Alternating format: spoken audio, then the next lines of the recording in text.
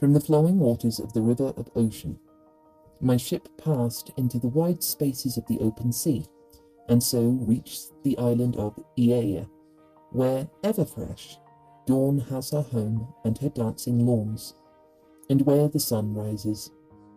Here we beached the ship on the sands and climbed out onto the shore, where we fell into a sound sleep, awaiting the coming of ethereal dawn. As soon as she appeared, fresh and rosy-fingered, I sent off a party to Circe's house to fetch the dead body of Elpenor. We quickly chopped some logs and then, with the tears streaming down our cheeks, performed the funeral rites on the summit of the boldest headland of the coast. When the corpse was burnt, and with it the dead man's armour, we built him a barrow, hauled up a stone for the monument, and planted his shapely oar on the top of the mound. When we had completed each of these rites, Circe became aware of our return from Hades, adorned herself, and came hurrying up with handmaidens laden with bread, a plentiful supply of meat, and sparkling red wine. "What audacity," said the glorious goddess, as we gathered round her, "to descend alive into the house of Hades. Other men die once, you will now die twice. But come, spend the rest of the day here, enjoying this food and wine, and at daybreak tomorrow you shall sail. I myself will give you your route, and make everything clear to save you from the disasters you may suffer as a result of evil scheming on land or sea." We were not difficult to persuade. So the whole day long till sunset we sat and feasted on our rich supply of meat and mellow wine. When the sun sank and the darkness fell, my men settled down for the night by the ships, but Circe took me by the hand, led me away from my good comrades, and made me sit down and tell her everything as she lay beside me. When I had given her the whole tale from the first to the last, the Lady Circe said, "Very well. All that is done with now, but listen to my words, and some god will recall them to your mind. Your next encounter will be with the Sirens, who bewitch everybody who approaches them. There is no homecoming for the man who draws near them unawares, and hears the Sirens' voices. No welcome from his wife, no little children brightening at their father's return. For with their high, clear song, the Sirens bewitch him, as they sit there in a meadow piled high with the mouldering skeletons of men, whose withered skin still hangs upon their bones. Drive your ship past the spot, and to prevent any of your crew from hearing, soften some beeswax, and plug their ears with it. But if you wish to listen yourself, make them bind you hand and foot on board, and place you upright by the housing of the mast, with the rope ends lashed to the mast itself. This will allow you to listen with enjoyment to the Sirens' voices, but if you beg and command your men to release you, they must add to the bonds that already hold you fast. When your crew have carried you past the Sirens, 2 routes will be open to you. Though I cannot give you precise advice, you must choose for yourself. I will tell you both. One leads to those sheer cliffs which the blessed gods know as the Wandering Rocks. Here, blue-eyed Amphitrite sends her great breakers thundering in, and the very birds cannot fly by in safety, even the shy doves that bring ambrosia to Father Zeus. Even of them, the smooth rock always takes one, and the Father has to send one more to make their numbers up. For any sailors who bring their ship to the spot, there is no escape whatever. They end as flotsam on the sea, timbers and corpses tossed in confusion by the waves, or licked up by tempestuous and destroying flames.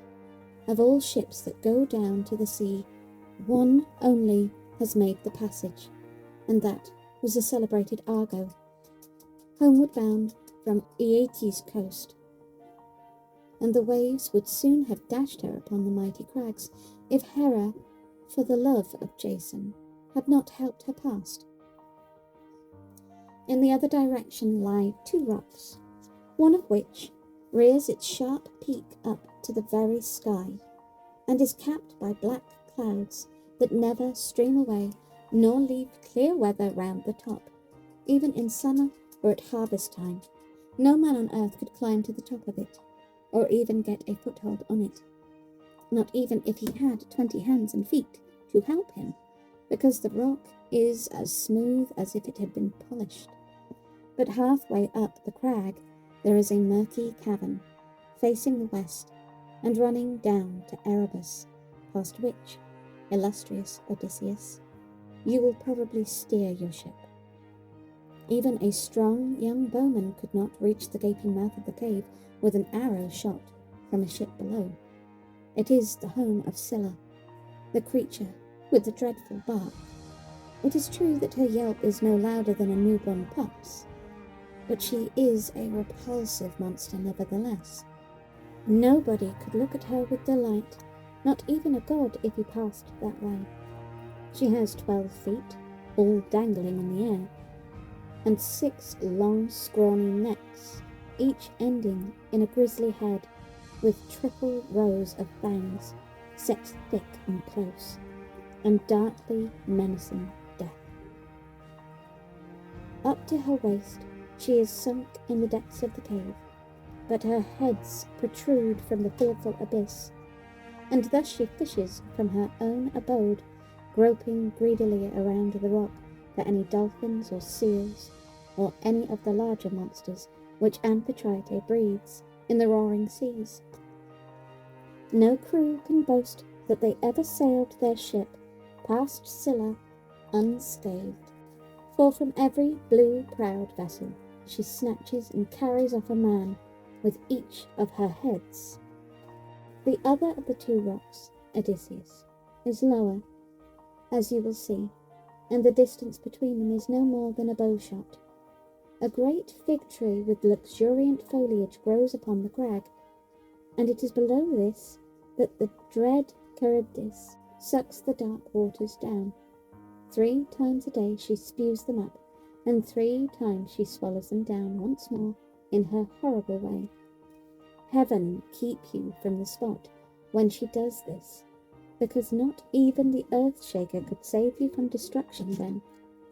No, you must hug Scylla's rock, and with all speed drive your ship through, since it is far better to lose 6 of your company than your whole crew. Yes, goddess, I replied, but tell me this. I must be quite clear about it. Could I not somehow steer clear of the deadly Charybdis, yet ward off Scylla when she attacks my crew? Obstinate fool, The beautiful goddess replied. again you are spoiling for a fight and looking for trouble. Are you not prepared to give in to immortal gods? I tell you, Scylla was not born for death. She is an undying fiend. She is a thing of terror, intractable, ferocious, and impossible to fight. No, against her there is no defence, and the best course of action is flight. For if you waste time by the rock in putting on your armour, I am afraid she may dart out once more, make a grab with all 6 heads, and snatch another 6 of your crew. So drive your ship past with all your might, and call on Crates, Scylla's mother, who whelped her into the world to be the bane of mankind. She will prevent her from pouncing out again. Next, you will reach the island of Thrinace, where many of the sun god's cattle and plump sheep graze. There are 7 herds of cattle and as many flocks of beautiful sheep, with 50 head in each. No births increase or deaths decrease their numbers, and to shepherd them they have goddesses with braided hair, the nymphs Phaethusa and Lampetie, children of Hyperion, the sun god, by the resplendent Neaera, whom their mother, when she had brought them up, took away to this new and distant home in Thrinace to watch over their father's sheep and crooked-horned cattle. Now, if you leave them untouched and fix your mind on getting home... Hello, guys. It was your sister, you dumbass.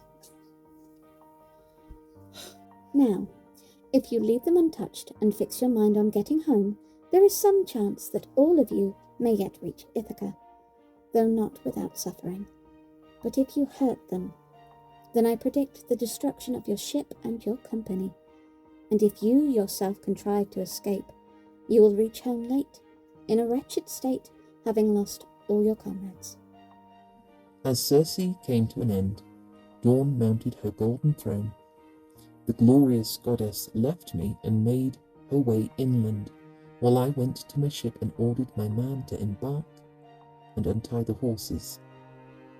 They did so promptly, went to the oars, sat down in their places, and all together struck the grey surf with their blades.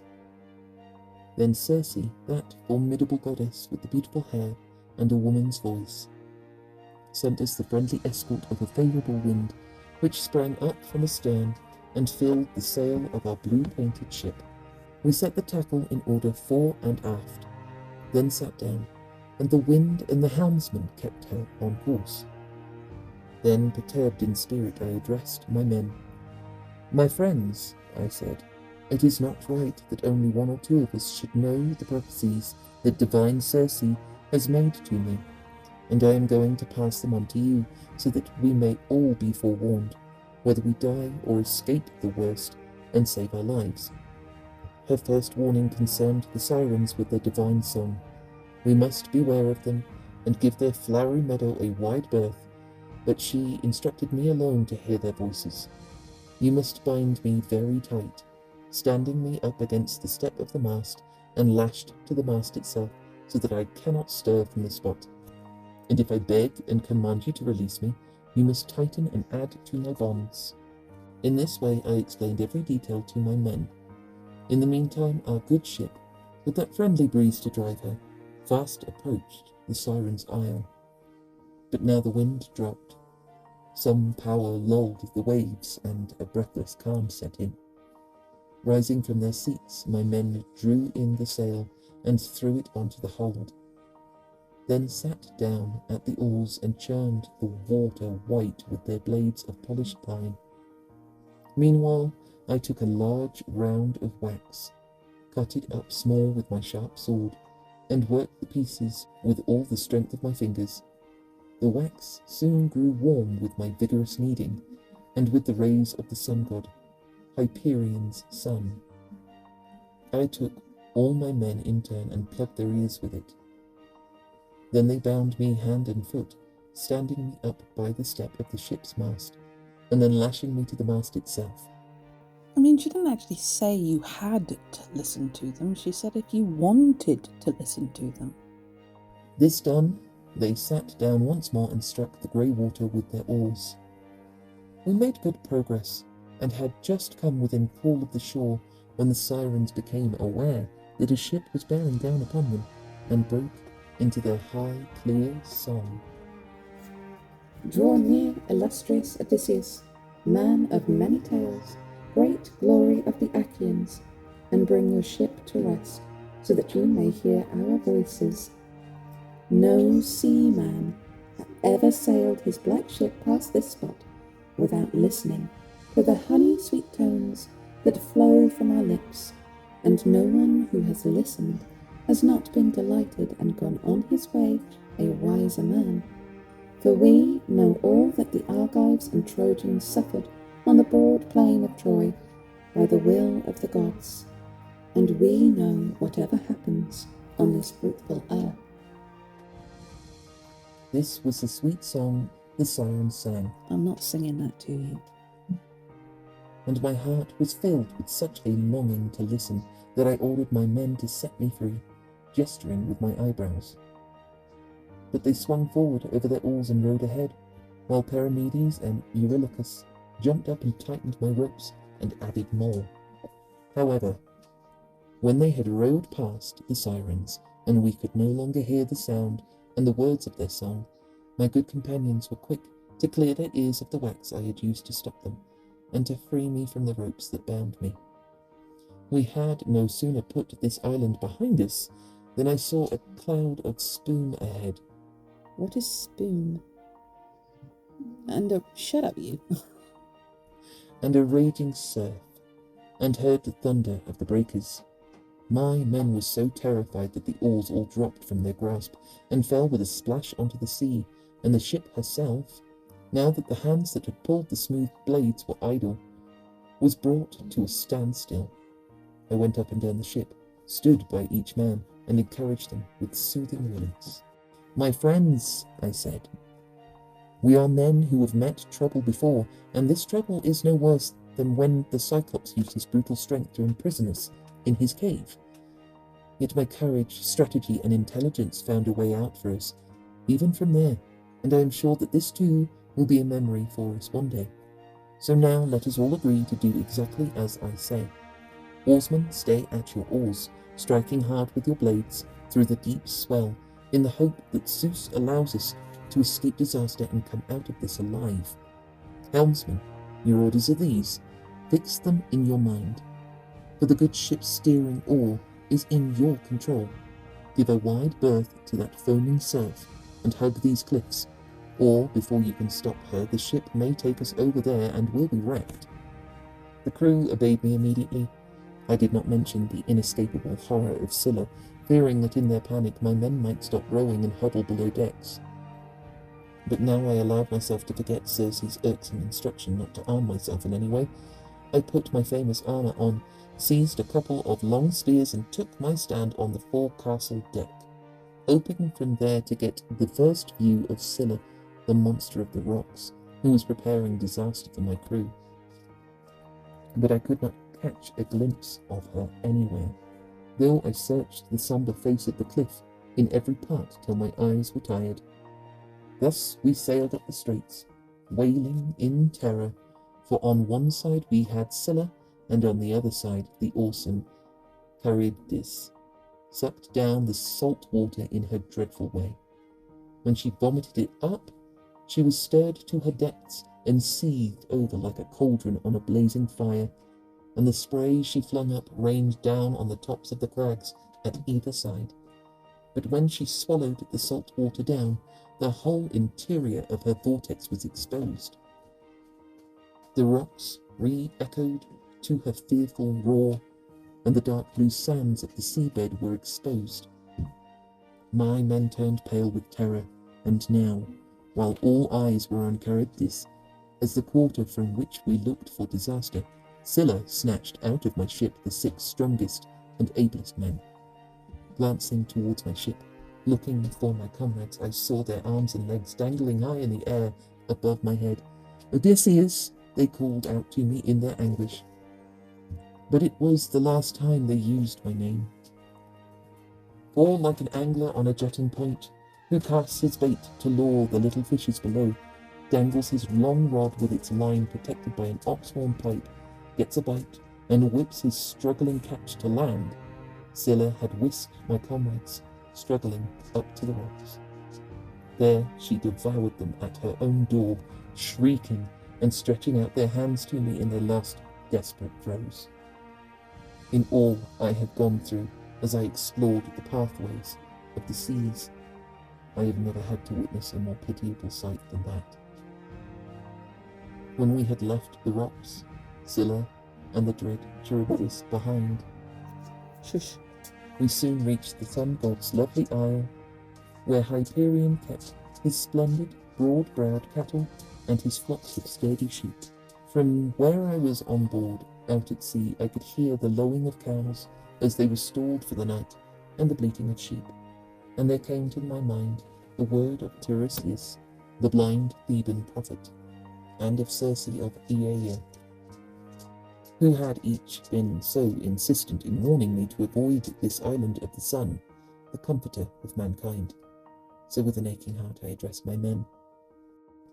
"My comrades in suffering," I said, "listen to me while I tell you what Tiresias and Circe of Rieu predicted. They warned me insistently to keep clear of the island of the sun, the comforter of mankind, For there, they said, our deadliest peril lurks, so drive the ship past the island. My men were heartbroken when they heard this, and Eurylochus spoke up at once in a hostile manner. Odysseus, you are one of those hard men whose spirit never flags and whose body never tires.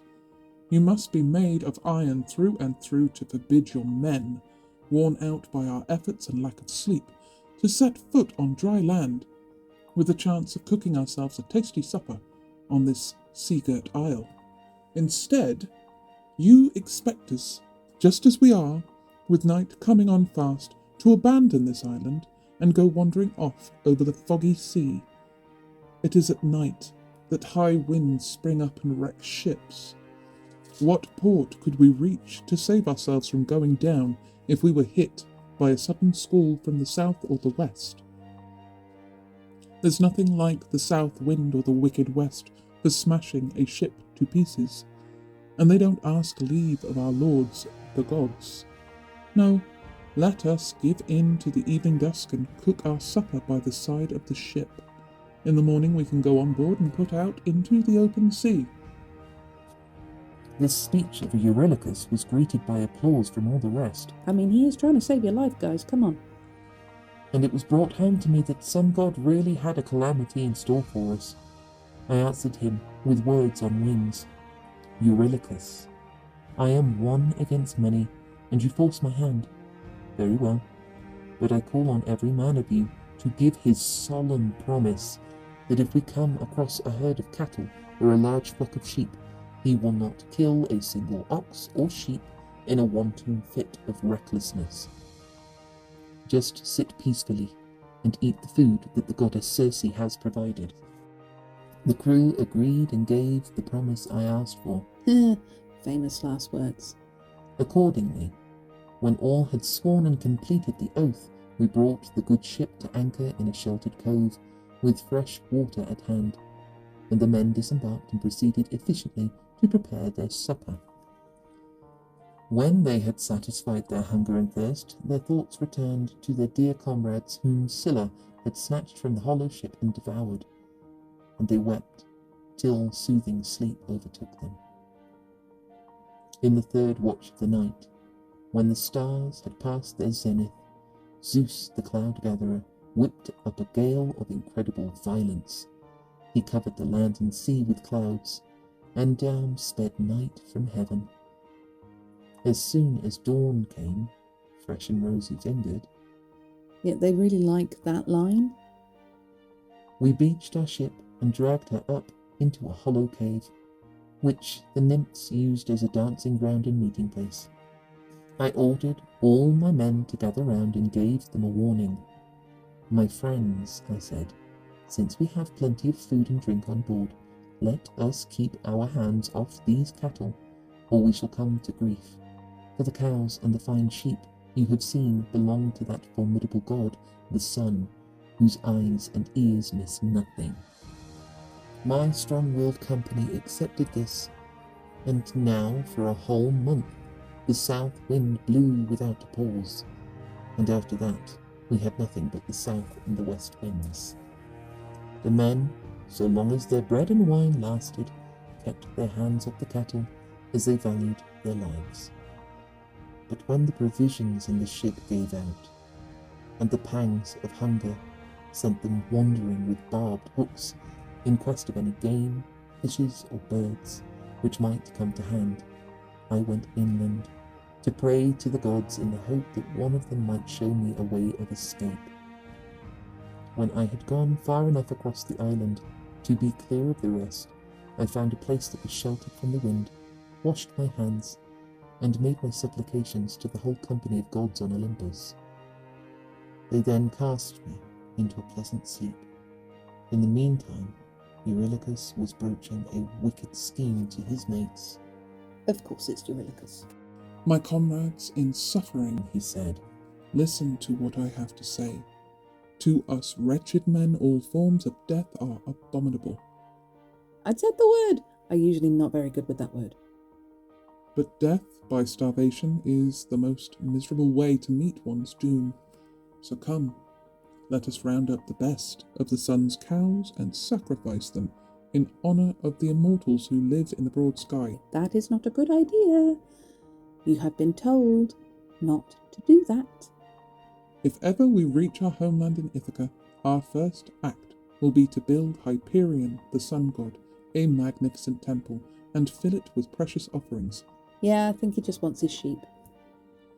But if in anger at the loss of his straight-horned herds, he chooses to wreck our ship with the support of the other gods, I would sooner drown instantly in a watery grave than waste away by slow degrees on a desert island. His ideas found favour with the rest, and they proceeded at once to round up the pick of the sun god's cattle. They had not far to go, for the fine cows with their broad foreheads and twisted horns used to graze in the neighbourhood of our blue-prowed ship. The men gathered round the cattle and made their prayers to the gods, using for the ceremony some fresh leaves they stripped from a tall oak tree, since they had no white barley on the ship. Their prayers done, they slit the cows' throats and flayed them, then cut out slices from the thighs, wrapped them in folds of fat, and laid raw meat above them. And since they had no wine to pour over the burning sacrifice, they made libations with water as they roasted all the entrails. When the thighs were burnt up, and they had tasted the inner parts, they carved the rest into tiny pieces and spitted them on skewers. Then it was that I suddenly awoke from my deep sleep and started on my way back to the vessel and the coast.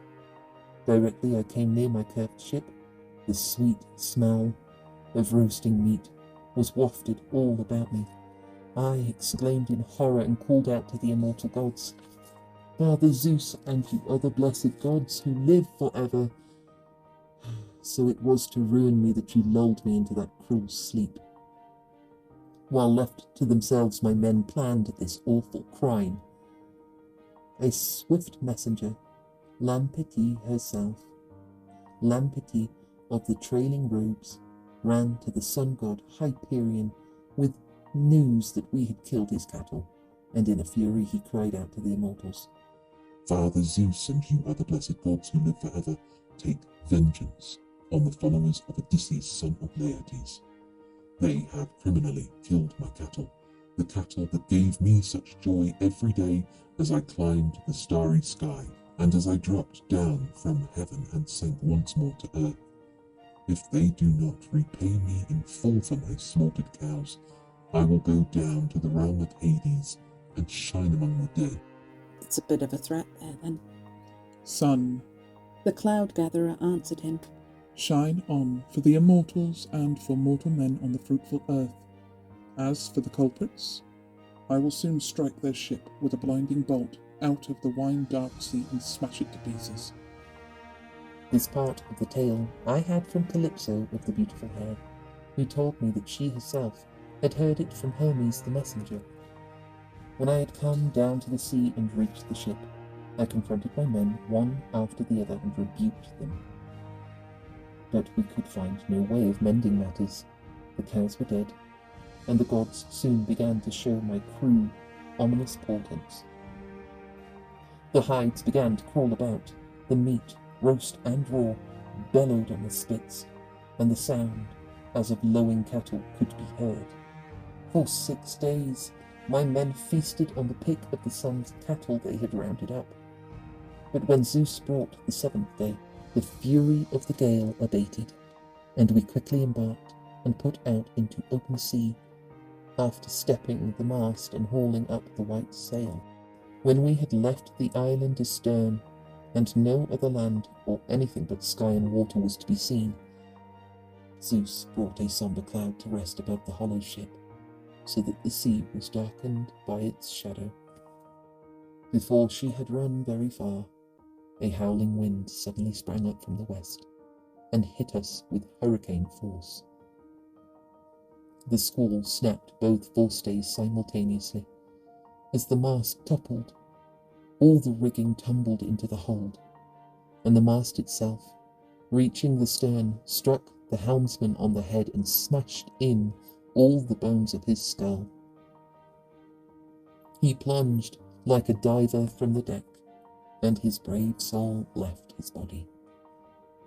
Then, at one and the same moment, Zeus thundered and struck the vessel with lightning. The whole ship reeled from the blow of his bolt and was filled with the smell of sulphur.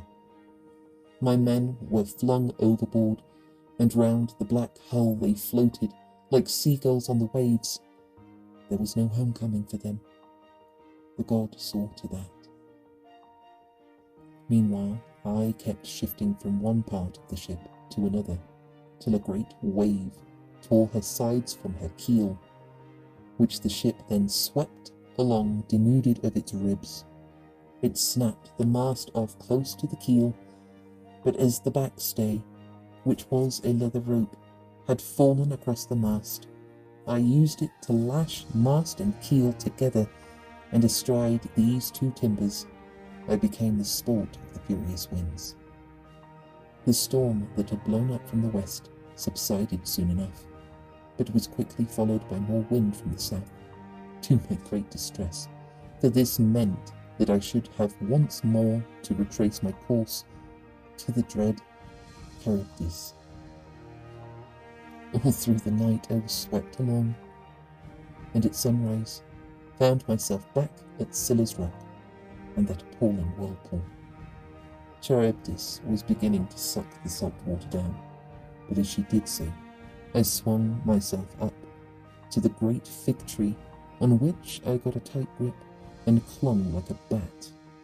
I could find no foothold to support me or any means of climbing into the tree, for its roots were far away below, and the great long branches that overshadowed Charybdis stretched high above my head.